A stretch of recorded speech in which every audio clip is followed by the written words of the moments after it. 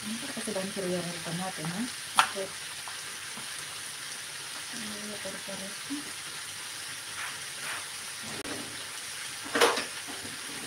Entonces, no vas a llevar nada de merienda hoy. ¿Vas a volver? ¿Qué?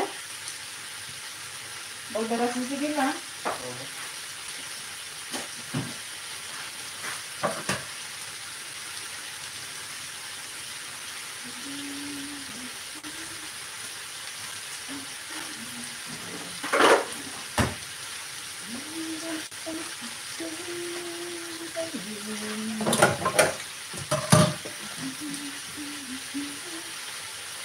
Babash mo natin. Baka mabutan pa kita maya kasi lalakarin ko magsundo. Okay lang, Bunso. Salamat. Ingat-ingat ka sa daan.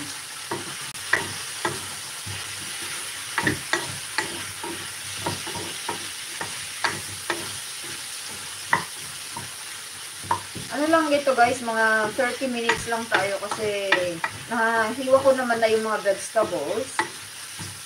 So, gagawin ko na lang dito is magluluto na lang.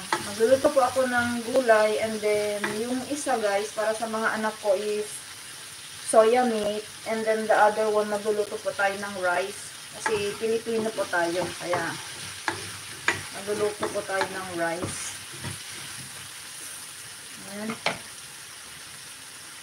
Then, lagay ko na yung ating beans. Ano naman. Ito yung beans natin. Frozen po yung mga ano natin, beans natin kasi mahal po ang fresh ngayon, lalo na pag malamig. So, we are using frozen vegetables these days.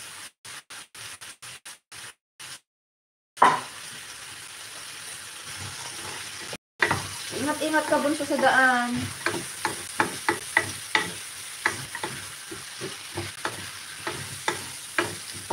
After that, iyan lang natin para matanggal yung ice niya.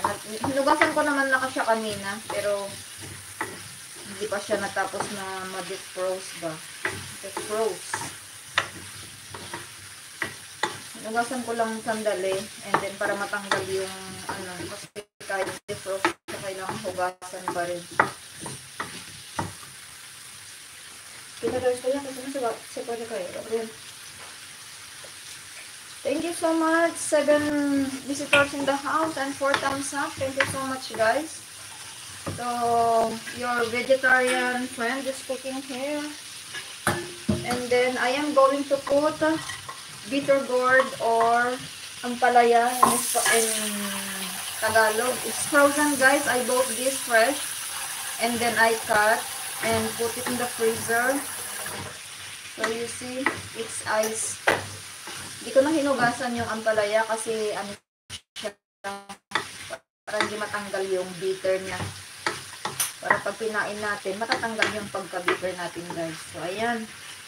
Lalagyan ko siya ng konting tubig and then, i-ano ko na lang. I-cover ko siya para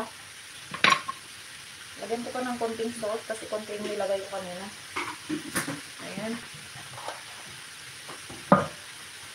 So, we are going to put some water and you cover.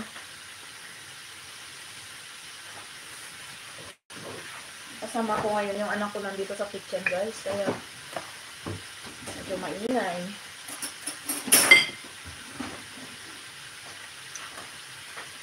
Thirteen visitors in the house. May gawang shout out. So, here we are.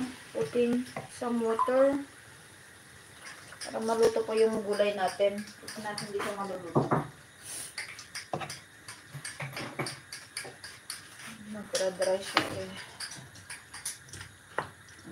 Ito po yung pagkain namin ni husband. So I have here pumpkin, taro, green beans, and bitter gourd.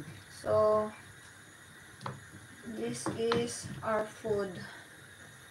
And then I'm going to cook another for my children.